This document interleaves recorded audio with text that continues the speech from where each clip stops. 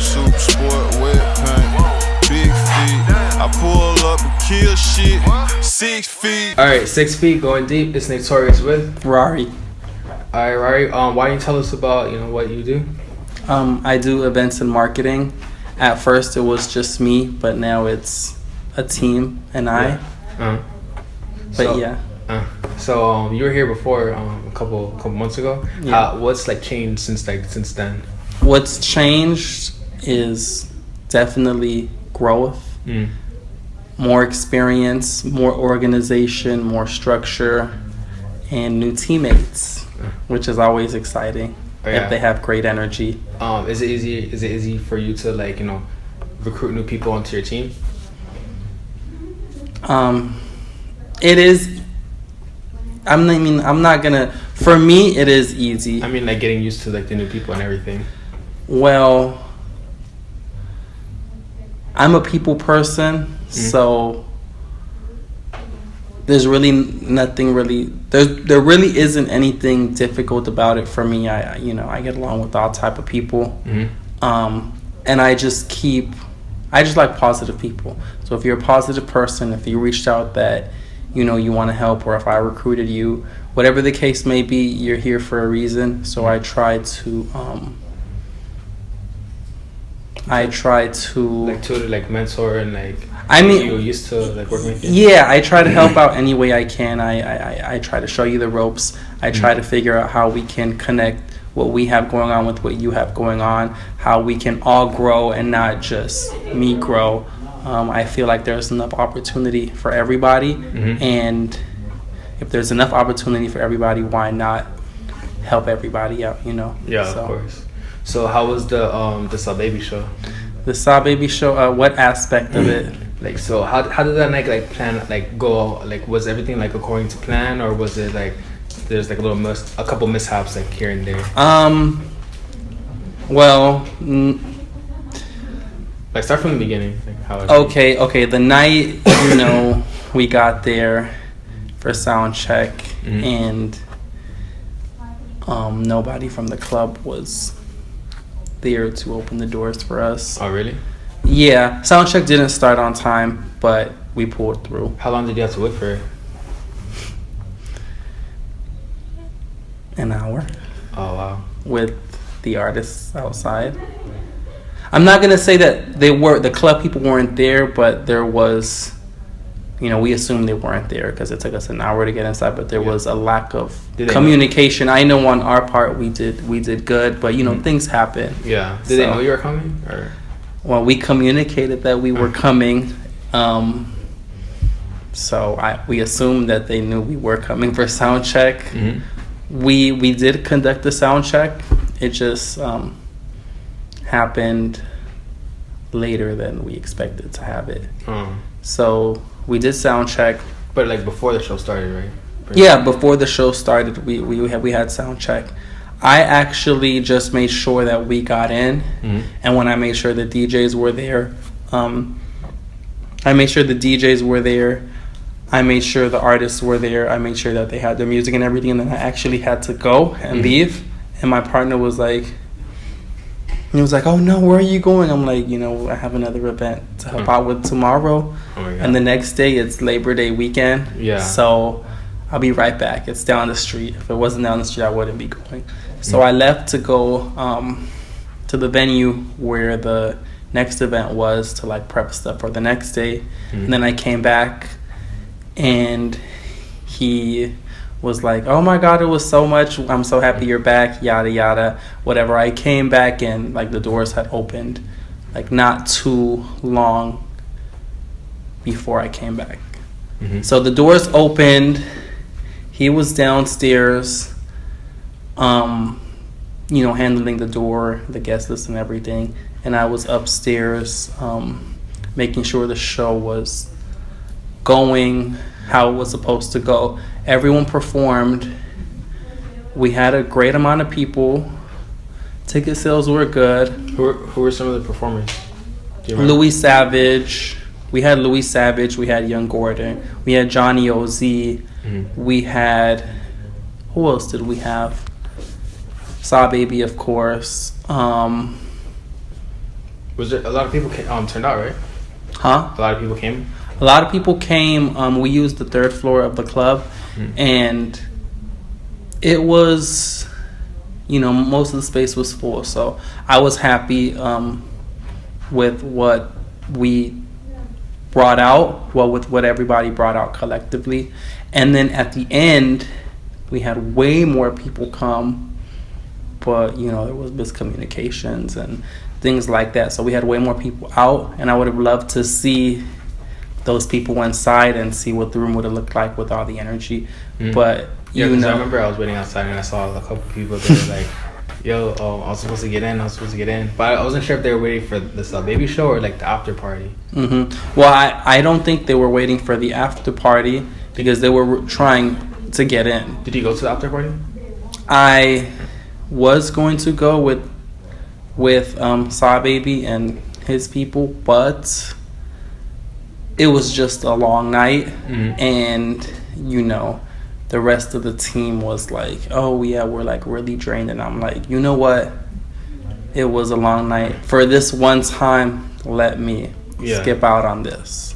So I didn't go to the after party, but it was planned to go. But I got my picture. I met Saw Baby.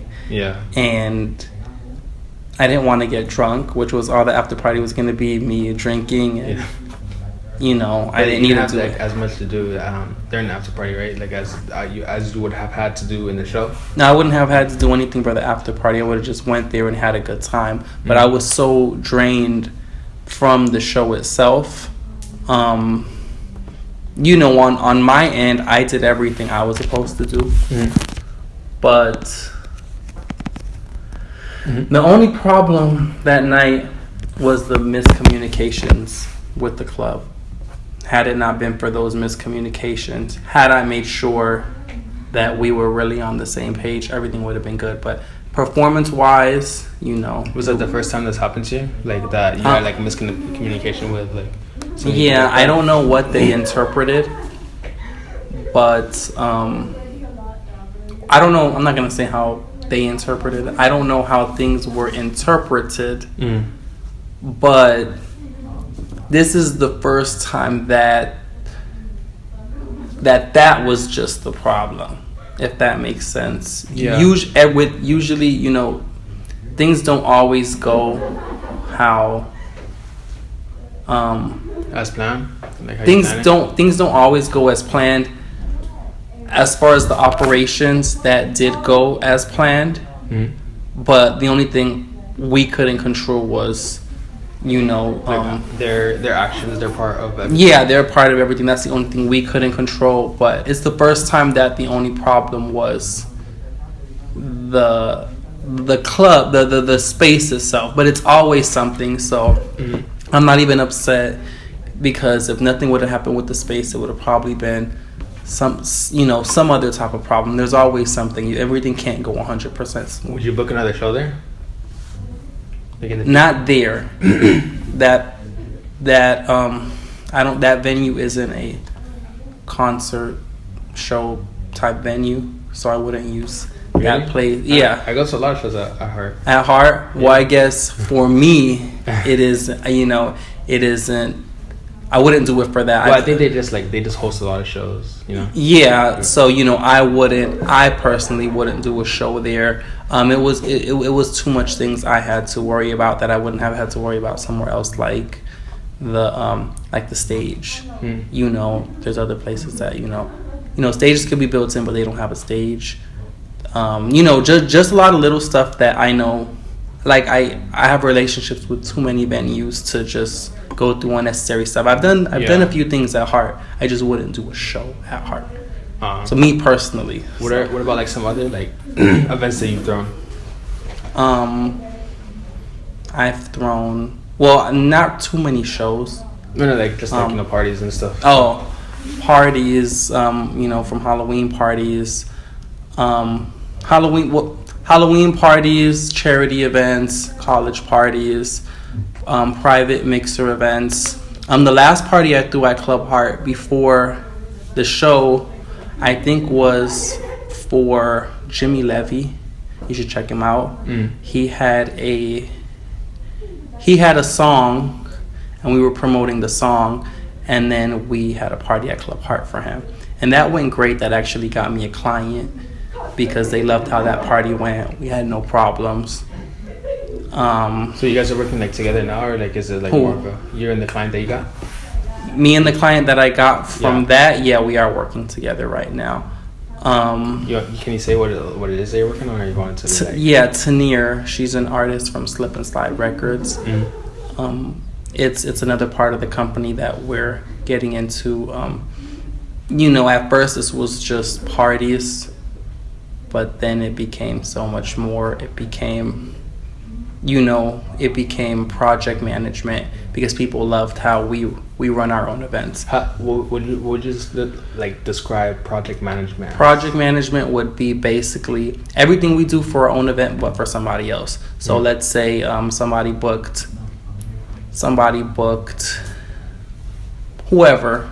Let's say they invest like $50,000. They book a venue, they book the artist, they book everything. They just want us to promote, they want us to organize, they want us to come up with the schedule, the programming, do the creative stuff, the Snapchat filters, all that stuff, come up with the staffing for the day of the event, do the recap video, do all this stuff. So it's usually, I just want to do an event, but I don't want to do anything. I just want to make the money.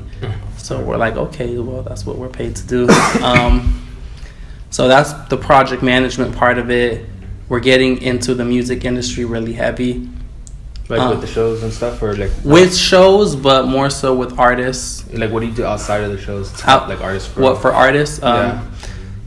We help out with their social medias. We do on-site campaigns.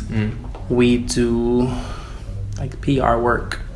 I would say we do a lot of reaching out. We connect the dots for them. We see what resources they have as an artist, and we try to get them to make the best use of it.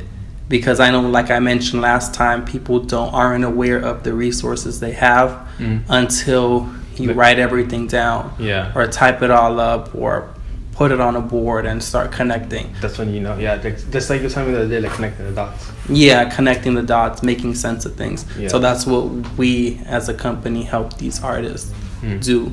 And image wise, we really don't touch that. We really don't touch anything. We just help them connect their dots more, and we make use of the material that they give us. Like how you would like tell them do this, and then we'll like help you out with like write down your people that and we'll help you out with everything else. Or we ask them what it's that they're trying to achieve.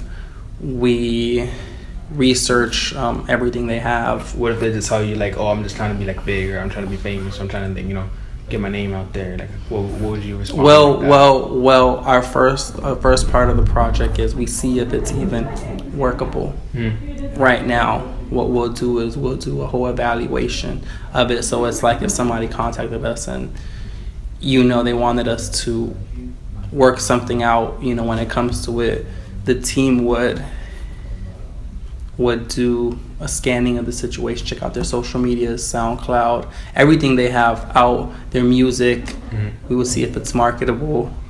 We would and then we would see what needs to be done, and then that's when the packages and the prices and everything come into play, because depending on how much work we have to do is what we have to charge to make sure that what we can do for you gets done and what you need gets done.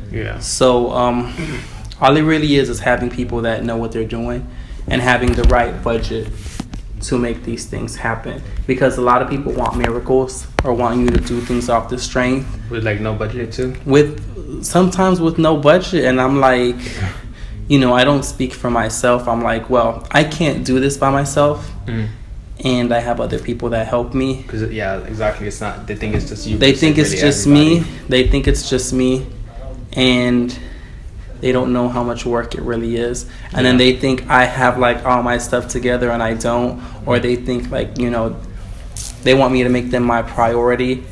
I'm not gonna say they want me to make them my priority, but they underestimate how much time it really takes. So if there's no budget for a project, I can't really help you as much as I would want to, because things cost. Snapchat filters cost, transportation costs. Yeah, Snapchat filters are a lot.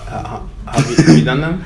I've done the filters. Promo materials cost. The first time you did it like catch you by surprise how much it costs? Like, it varies. The cost. Because when you don't know how to use it and like you do it for the first time, because when I did it the first time, it showed like it was like $75,000, right? And I was like, what the hell? Why was it so much? Because I put from like, because like it's a geological location, so it's like from this area. I didn't know that, and I was like, what the hell? What, 75,000? What? But then it said you have to like make it smaller. So I was like making it smaller and smaller, but it was like $1,000, $2,000. I was like, what? If you don't mind me asking, what was it that you wanted to put all over our city? No, I was doing it was a happy birthday filter for my girlfriend. So you just had, was you were trying to put the filter in somewhere in Miami? Yeah. So we would have all known that it was her birthday. Yeah. But because it was like, because she was going to be like different places, you know, so it's going to be like when she's here, I wanted to be able to, if she takes pictures there, she can use the filter. If she's here, she can still use the filter if she's there, you know. But I didn't know that it was going to cost that much for like, you know. I don't remember how much the most expensive filter I tried to do was, but I do remember the event. I tried to put it in Philadelphia because we were working a project in Philadelphia from Miami, and we were doing a concert in Philadelphia, and we wanted to put a filter on a Meek Mill's concert, and the arena was so big, I forget what arena it was, and I was just like, whoa, it's this much money. But I guess a lot of things go into play. How in advance or how late you put in a filter request, how many people, you know, I'm just assuming, how many people put the filters on these events? Because when it's an arena and a big concert event like that, everyone's trying to brand themselves. Yeah, so they can put it. They're all gonna put it. Especially those Our Story things. Right. You make one of those. But I've never tried one. But you know, when the time is right, I would like to incorporate that in some type of campaign. Yeah. But yeah, but my Snapchat filter experiences haven't really been hard. I think that's something I'm very good at, putting a Snapchat filter somewhere, making sure we get content, because what people fail to do is people fail to make use of what they do. So people will put a Snapchat filter, but they don't really use it to its fullest potential. Yeah.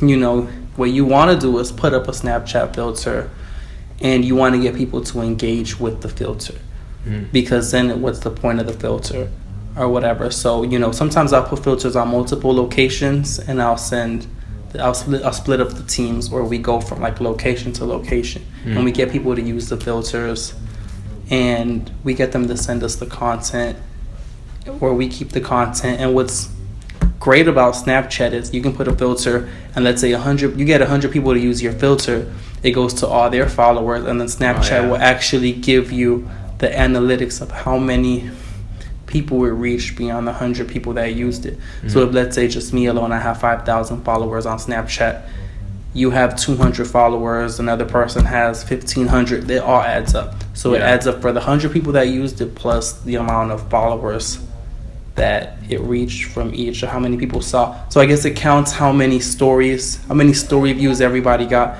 and it gives you that number. But what would you do? Like just put your ad name like on the filter?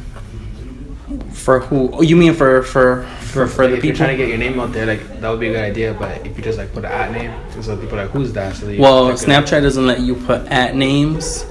So the artwork has to be in sync with what you have going on. So you got to kind of find ways to do it without putting an ad name. I mean, you can use, that's the graphics department. You know, I don't make the filters. I just approve or disapprove, and then if I like it, I just upload them. But yeah, Snapchat for me is pretty simple, and it's very fun for me. You think it's gonna change the game when Instagram starts having those filters? Yes, because it's actually funny. I was really heavy on Snapchat, but when Instagram came out with the stories, I have way more followers on Instagram than Snapchat. Yeah. I used to get like 1,000 something views. You know, then I stopped using Snapchat, and now I get a few hundred because of my break. But I use the Instagram stories, and I kind of don't see the need for Snapchat for myself anymore. But at the same time, there's those features that Snapchat has that. Yeah, like you don't have the geo filter option with Instagram. What about how like Instagram? I mean, Snapchat tells you like where everyone is. They don't have that on Instagram really. No. So there's still those things that do you utilize that. I don't, but I wanna. I just think it's the time. It's the amount of time that I have. I've never really used the feature, but I want to explore all the features. There's still like features I don't know, and it's because I'm constantly like on the phone. Like I just go on social media and I post and I get off. I don't really have time to really do anything else. So to explore all these new features, like I definitely have to catch up on them. But yeah. Not fair. So like, what motivates you to do like everything that you're doing? That like that keeps you going. The fact that I see it's working. It's very hard to stay motivated sometimes. When something's not. When something's not going how you expect it to go, People that do events or whatever, I'm sure everyone has had those events where like, oh, I'm going to blow off this event, or this event's going to be great, I'm going to make so much money, and then it happens and you're like, I just want to survive and get through the night. I've had a lot of those times. But what are like some bad things that like go on during the shows that make it so stressful, other than like them not opening the door for a sound check?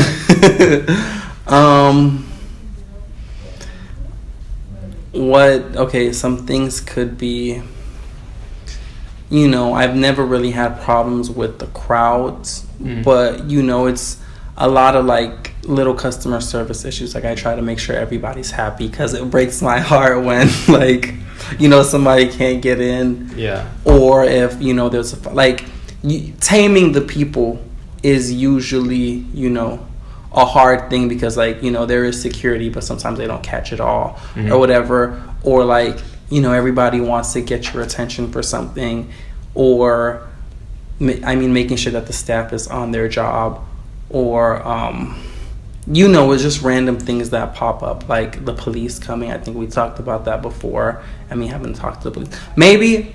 But at the club is not that bad, right? At the club it's not that bad, but I think what makes it hard for me at times is that I'm just used to doing everything by myself. But that's why we've been recruiting and expanding, so that way I don't have to put it all on myself. It's not a lot, but it's a lot for one person. Yeah. So, I might think it's hard and stressful because I've been so used to doing it by myself, but, it probably isn't. So I can't wait to, for our next event to see how the weight is lifted up off my shoulders when we figure out what everybody can do and what they can. So where do you see everything? Where do you see everything going, like in the future? How much in the future? Like the end goal of it. Well, I see us traveling. I see us doing events worldwide and not just in Miami or Broward. I see us being like the official after parties for all these, big concerts and festivals. I see us doing brand partnerships. I see it being way more than just what we have going on now. I have people from all over the place reaching out, and I just can't make sense of what I want them to do. Because I have a lot of people that reach out, but I can't make sense of what they can do. Yeah. So that's my problem sometimes too, is making sense of how somebody can be, of how someone can be best incorporated. Yeah. Using them at, to their full potential, pretty much. What about what got you started with everything? Like who inspires you to, keep doing the shows and everything, even though things sometimes go wrong? Some inspirations. Dave Gretman, the owner of Live and Story. He's doing all type of things. He's opened up a restaurant. He has, some of the, the most major clubs in Miami. Headliner Marketing Group. They've booked everybody. you can think of at their parties at Live and Story. You know, they're the ones behind a lot of the big things that go on in Miami. I would even say before, yes, Jules, you know. Do you think they get stressed? Huh? Do you think they get stressed, like, with everything they do? Or I'm sure they've had their time. is it all? I'm sure they've had their times, but, you know, I just feel like it's a phase, like, you know, the stressing. And you're always going to stress. There's always going to be something, no matter how big you get, no matter what you, like, you're always going to have some level of it or whatever, or at least, you know, that's what I'm thinking. I'm just so used to working, I can't ever see myself, you know, on a vacation or not worried about anything. I live in constant fear, and I think that's something that helps me get a lot of stuff done. Like, do you feel like it's because you're an entrepreneur that you live in that fear, because you don't have like a security, like 401k or retirement or anything like that, you know, that right now you're like your own boss? Yeah, it's like if you don't do something, if I don't get up at 6 a.m. like I do every day, who else is gonna do it for me? You know. So how do you get up that early?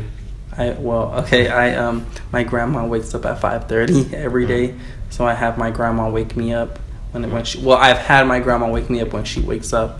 And my body's just kind of used to it, and it's been like this since I was a kid. I love to wake up early. I would love to wake up early to go to school, like, because I just like to do stuff before. Before things get done, like, I like to be as organized as possible. Like, even if it's not my event for something, I like to be early to the event. I like to see how something goes from this to that. Like, I hate to wake up and be in a rush, or I hate to not have enough time. I hate being in a rush, so I rather be super early to something, or wake up super early, and to not be in a rush and make sure things are as detailed as they could be. But yeah, you know, I wake up at 5:30, I take a shower, and I leave the house by 6 every day.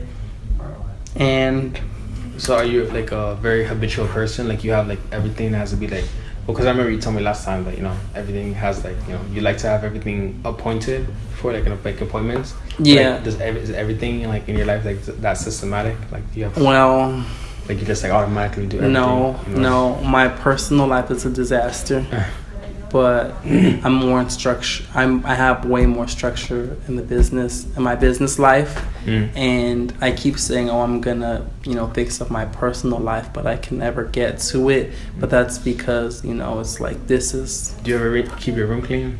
Well, my room is very clean except when I get an unexpected call for something I have to be at on a day where you know, I didn't expect it and I'm out, so I have to go home, look for something to wear. I didn't plan for it. If I didn't do my laundry, that's when it becomes a mess. But because then that's when I'm throwing clothes all over the place, and like it'll get most messy because of that. But because I always found that usually once you're like ready to get your life together, you clean your room, you know? Right. No, and that is true. You know, having a clean car, having a clean room, having a clean space helps you breathe and think better. If I'm in messiness, I can't like function too good. I can't think. It's clutter. I don't like clutter. I can't have clutter. Like, if my book bag's messy, if anything around me is messy, I just can't be as proactive as I could be if it were in its place. That's fair. Because I'm the same way. Like, once I'm like, okay, I got to, but like, do you find like it's hard to like manage all that stuff, like when you're working and everything, because you're like spending so much time on your business, so like, you know, you're out all day or whatever. And I mean, when you do something, no matter what it is, and you're like, you know, like if I don't feel like cleaning my room, and I'm like, oh my God, I really have to clean this room. It's disgusting. You know, I'm like, well, you know, I have to do it. And I just get up and I just do it. And when you just do something, you get into the rhythm of it. Like, you know, when I had my car, you know, it would get junky at times, and I would just, you know, I'd be like, I feel like it's hard to clean your car in Miami because it's so hot. You gotta be outside. Like, it is. Like, I sweat easy. I don't know if it's because my hair or what. I don't know, but it is.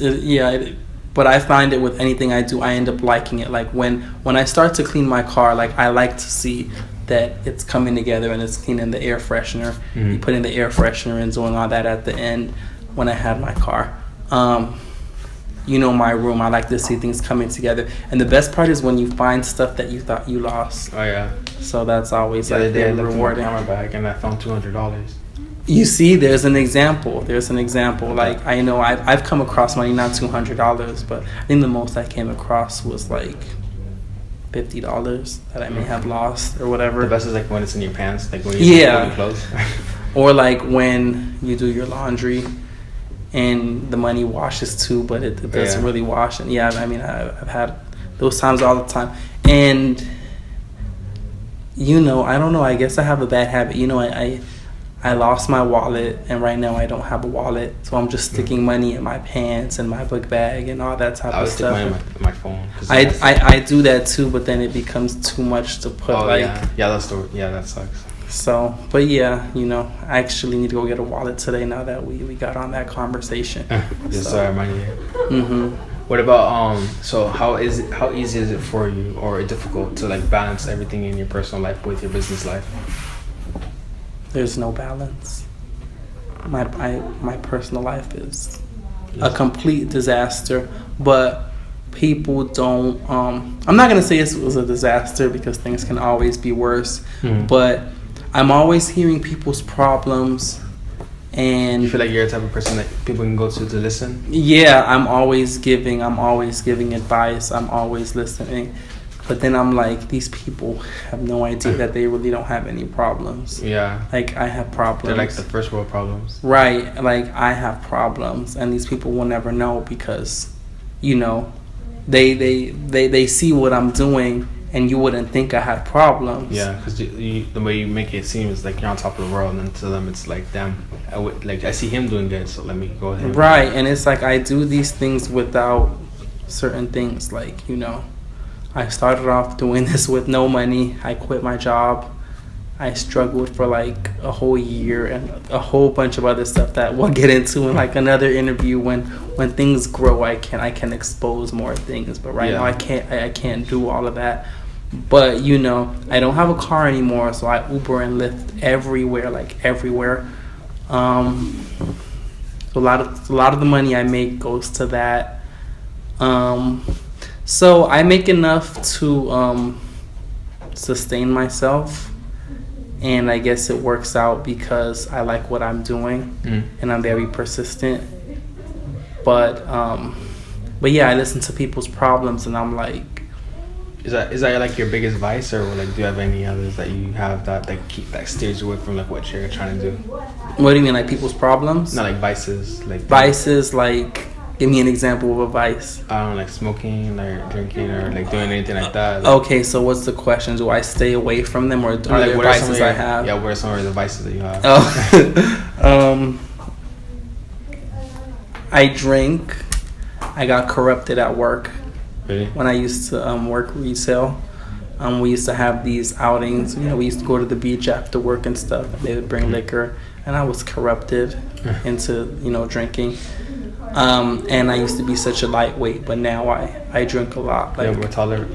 My tolerance is really high when it comes to drinking now, or at least I think so. I might have people with more tolerance around me, and they're like, "Oh my God, like, really? That's all it took," or whatever. So I don't know, but I know my tolerance is higher than what it was before. I smoke occasionally. Not like every day. Not every day before, but I have people around me that smoke a lot. But does it ever get in the way of their productivity or anything? Them or me? Both of you guys. Like or okay, the people that are like, I know people that just smoke and smoke and smoke and smoke and smoke and smoke, and they're not doing anything, and I'm like, how can you just why do you want to be so high? Why? Like, what are you doing? Now, me, I smoke before I know I have. If I know I'm not gonna see anybody, I smoke. Or doing nothing at before, all? Or do not no, I'm never not doing anything.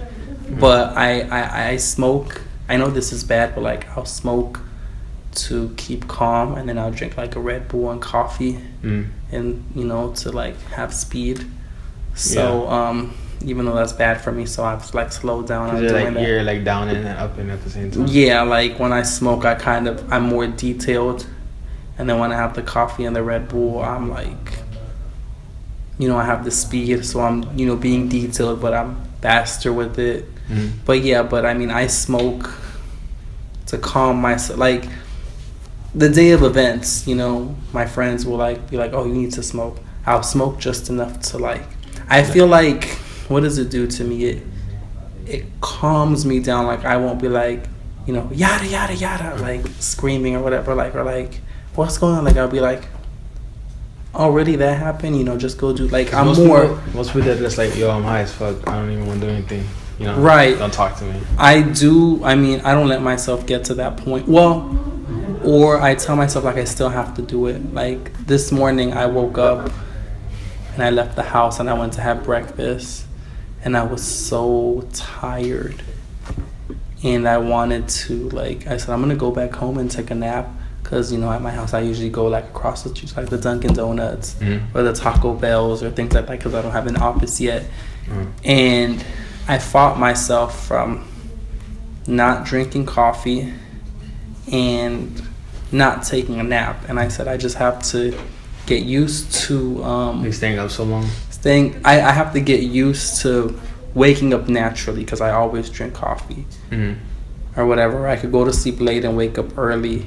And yeah, I'll just need coffee, or I'll need to like, I take like little short naps throughout the day. Does the coffee actually work? Like actually like pick you up? For me, it does, but I think it's what type of coffee. Like normal coffee doesn't work for me. I need a latte, which is coffees with espresso shots, and normal coffee doesn't work for me.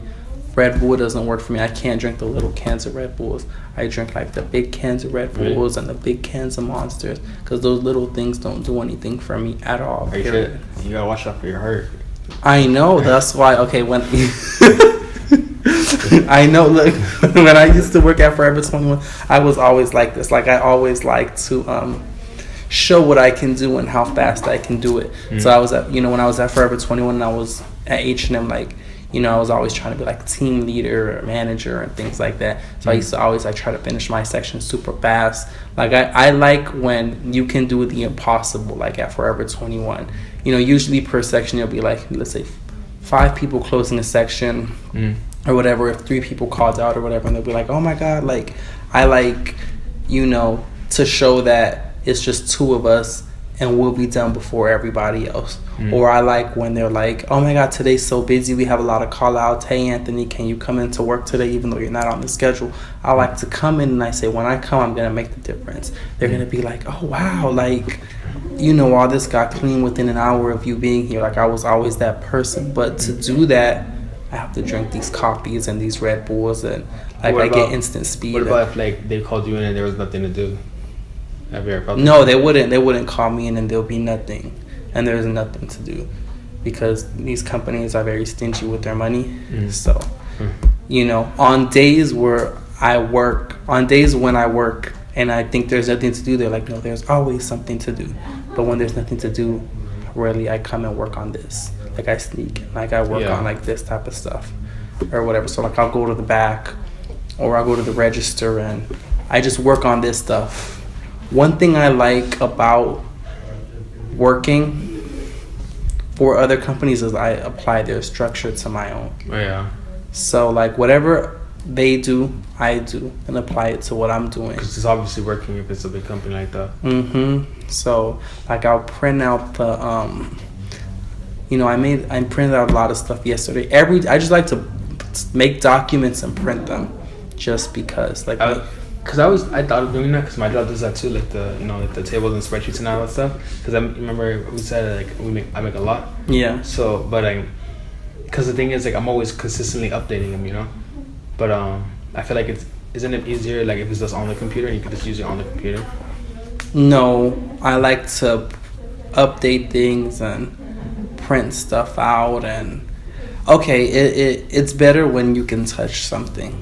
So, you know, I can show you a PowerPoint or present something to you on the computer, or I can do it all and print it and hand it to you, and you can touch and feel it and see it and go. Like, you don't need me to, like, press a button to go up or down. You don't need to press a button to go up or down. You can feel it, and it makes a lot. You just go like this. Yeah, I'm more of a writer. I mean, I love to type. I love all that, but I like to put notes like, oh, fix this way or whatever, yada yada. So you have like an agenda or like a notebook?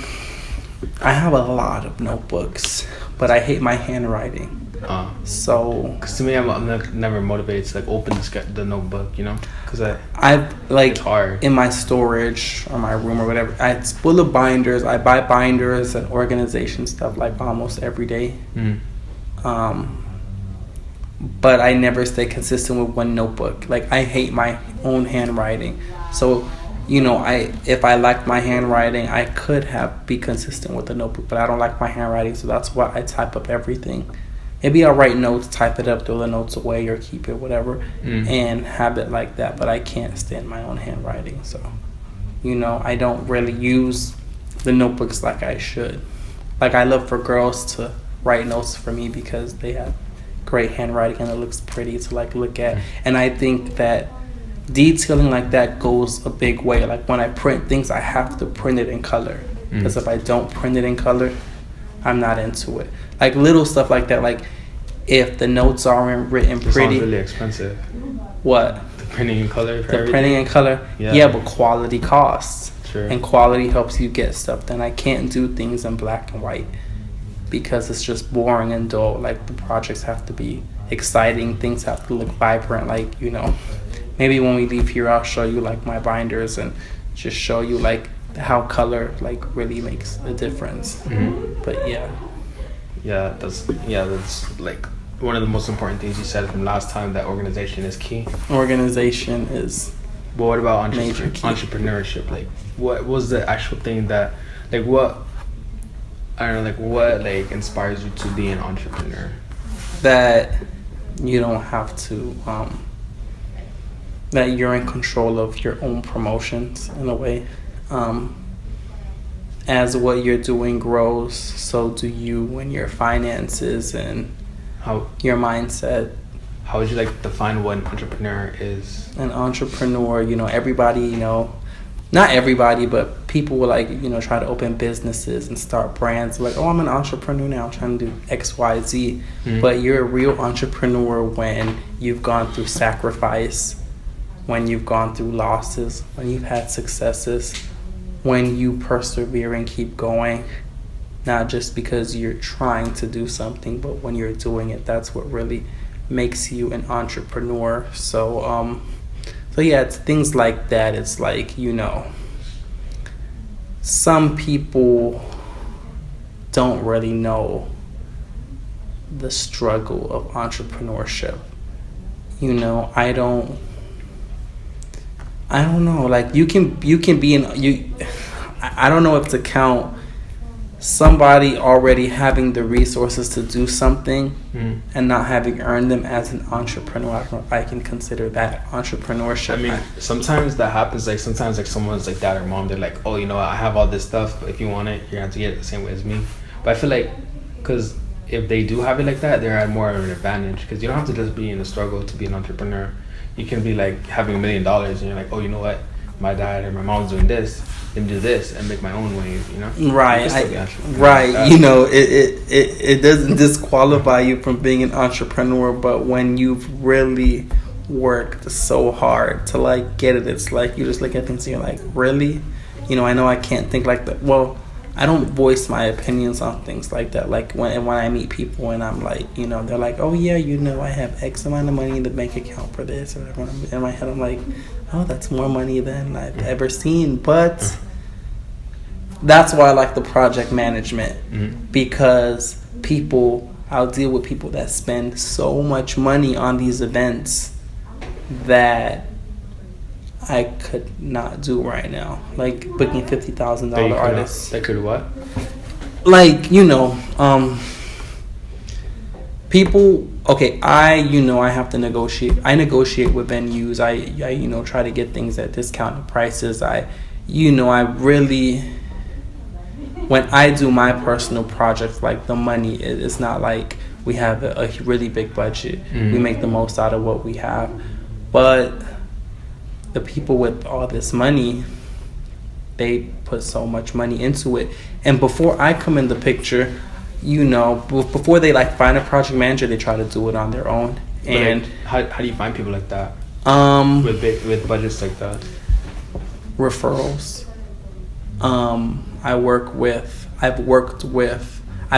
an intern for people within the industry, and after doing a lot of work without a budget and knowing how to stretch what I have, they'll be like, oh well, if you can do this without this, then imagine if you had this or whatever. So they usually refer people with a lot of money to me to help, like, so that I can best direct their money.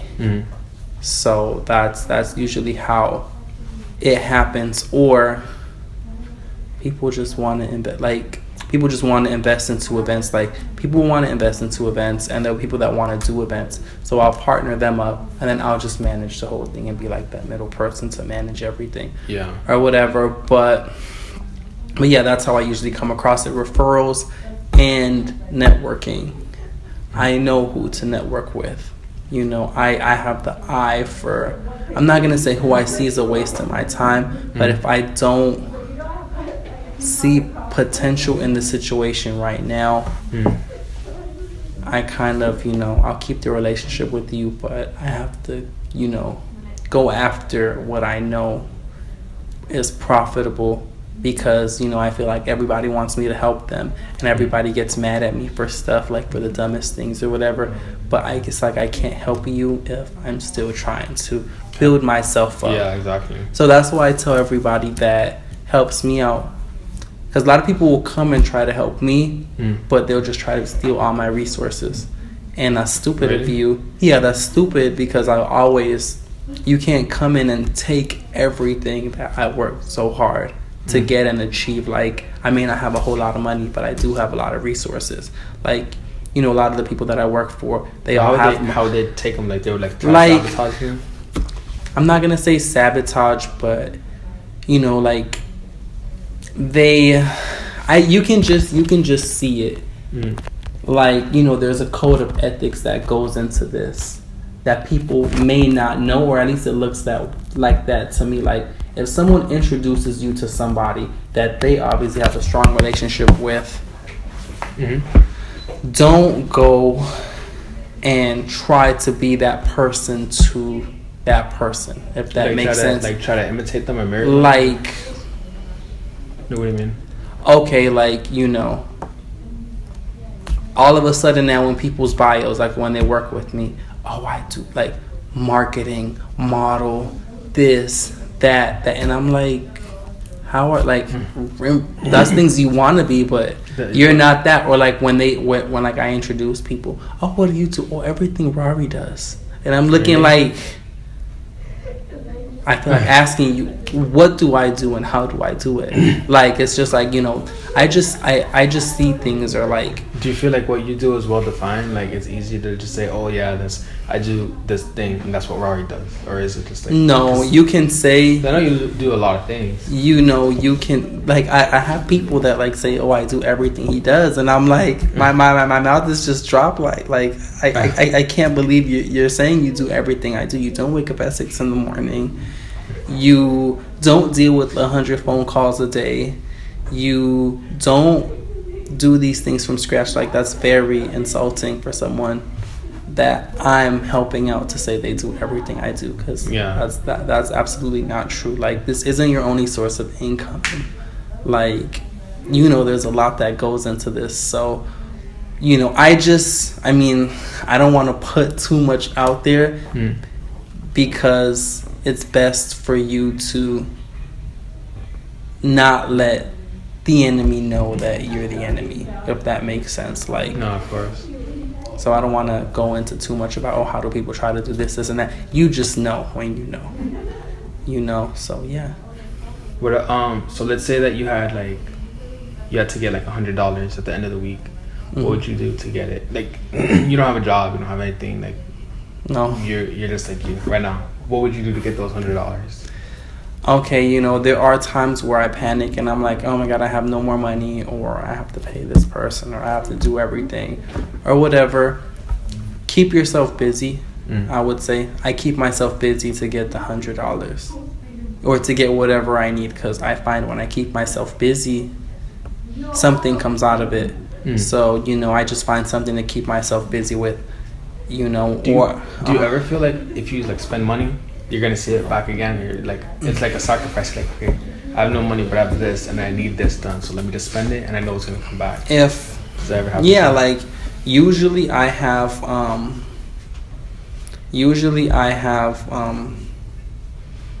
lot of the times I'll get paid. And I have to pay people like graphic designers or whatever, and I'm like, I have to pay, even though like, let's say my phone bill was due, I have to pay these people, because if I don't pay these people, they're not going to keep doing these things for me, or they're not going to want to deal with me. Yeah. And the things they do for me are required for me to get things done for myself and for other people. So I have to sacrifice what I make to keep the people that are doing jobs for me paid, because the people that work with you, that's a bill too. Yeah. Opportunities, to keep opportunities, that's a bill too. Just to maintain opportunities is a bill, because everything costs. Yeah. Or whatever. So do you ever have people like disrespecting you whenever you tell them like, oh, this is how much what I do was what I charge? Like they say like, oh, you shouldn't be charging for that or anything like that?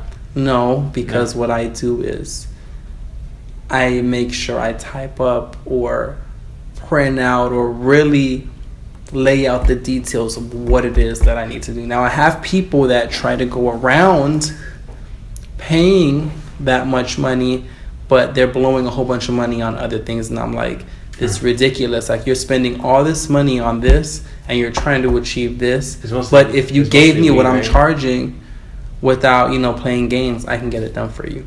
I know people that spend like $200, $300 on weed, and they don't buy like their phone, they don't pay for their phone bill, and then like I'm trying to hit them up and they're like, oh, I didn't pay for my phone bill. I'm like, you paid for weed? Well, what do you hit them up for money that you're trying to like for that they owe you? No, like not for money that they owe me, but just like like, oh, I have, I'm gonna do this, can you come with me? Like trying to help them, but they're like, oh, I didn't pay for my phone bill because I was smoking. And it's like, I'm trying to help you out, Yeah, so that's some of the vices that you were talking about. Like, yeah, my vices don't really, I really don't have those type of problems. When it comes, from people, yeah, like I see people spend money on stupidity and not on really what they need to spend it on. But yeah, like, you want me to do something, give me what I need, not for me, but for me to put myself in a position to be able to do it for you. Yeah. So, but yeah. Was there anything else that you wanted to like shed light on, or like what you want to put up to everyone to know? No, except that we're having a Halloween party. We haven't released the flyer, the details yet, but Hollow Scream, October, I think it's 26th. Is that in Busch Gardens?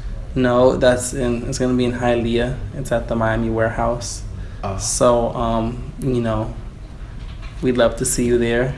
You look like the type that would be, that would come in a costume. Really? I haven't dressed up for Halloween in like 10 years, maybe. Oh, well, it's a pre-Halloween costume party. But I have a costume, but for my show that's coming up. Oh, when I see this shirt, I think of like a mime. Oh, I think you're gonna say Beetlejuice. Or Beetlejuice, or Beetlejuice, Well, your shirt looks like you would come in the 90s, like clothes or something. Well, someone from the 90s. Well, I am someone from the 90s.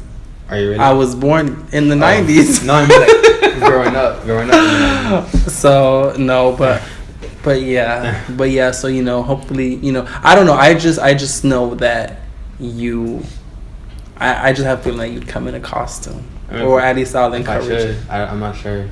Well, first prize gets the investor wanted to, I feel like I would be like Mean Girls, like she comes in. Like, Oh, why you dressed how scary? Like, it's a Halloween party and everyone's like all like sexy and like they all look good, like regular clothes, whatever. And I'm over here like, I don't know, Jason or some shit. Like, what I hate, no, come like that. What I hate is girls that come with the kitty cat ears and the and the bunny ears. Like, come on, like time, that's not a costume. I don't even think it's one time. Like, when I was in high school, like when they would let you dress up, like every single girl I saw had the little dot and the thing, and like, yeah, like on her mouth. Like, where's the creativity? That's everybody. Like, it's so funny. But yes, I'm very eager to see what you're gonna come as. I hope you participate if you do come to the party.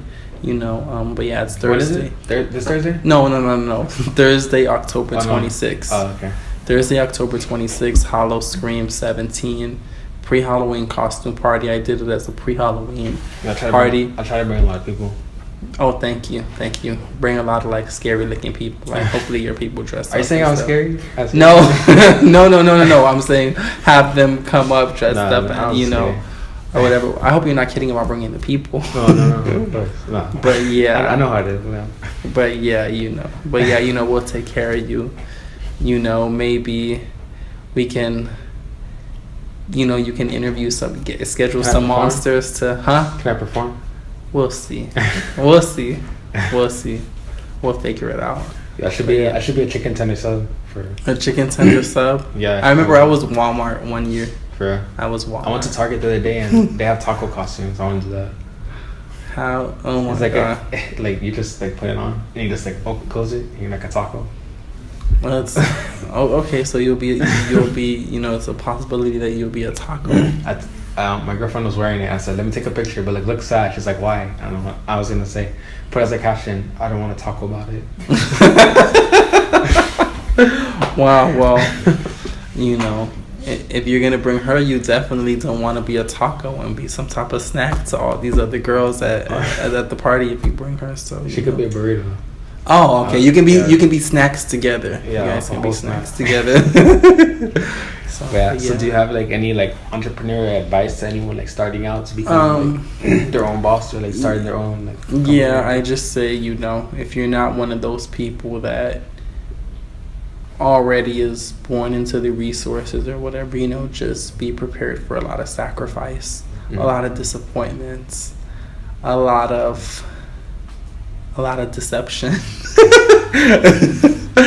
A lot of it sounds like you're thinking of something when you said no. What it's just, this business is very cutthroat. No, of course. So being an entrepreneur, you know, it's very it's hard, but it's rewarding. Huh? Eat or be eaten. Eat or be. That's absolutely how it is. Like, you know, you just have to be very alert. It's not like, you know, really something for like the weak-minded. Like, if I sense somebody's about to do something, to like, you know, or if something's about to, you have to anticipate. So you have to know. Okay, you know, action and reaction. You know, just I don't know. I guess you really have to go through it to feel what I'm talking about. But yeah. just be ready for a lot of hardship.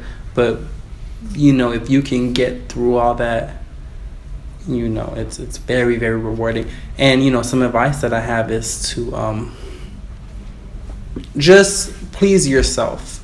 Like, if you yourself see the progress, then you know it's working. Like, I can honestly say, like, I see my progress and I see where everything's going. So I really can't have anybody to vouch for me. I mean, I can't have people to vouch for me, but I can vouch for myself and know, okay, I started this way. This is happening. I'm meeting such and such people. But yeah, you know, my advice is to just like be ready and be as organized. Organization helps a lot. But yeah. Yeah. So you have anyone you want to shout out?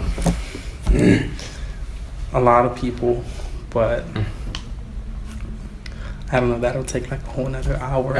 And I don't want to shout out one person without shouting, you know. You shout out Rari Co.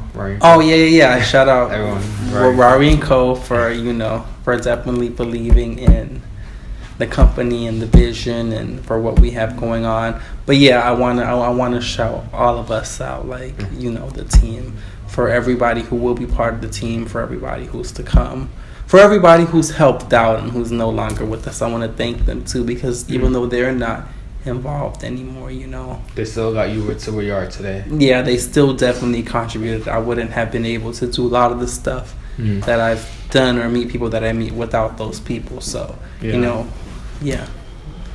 And where can they find you at? Rarriant, Rarriant on Instagram, Twitter. On Snapchat, it's RARRI_ANT on Snapchat. And pretty soon you'll be able to find me in my office space. So when that, when the details for that come in, I'll let you know. All right, for sure. So this has been 6 Feet with Rarriant. Thank you.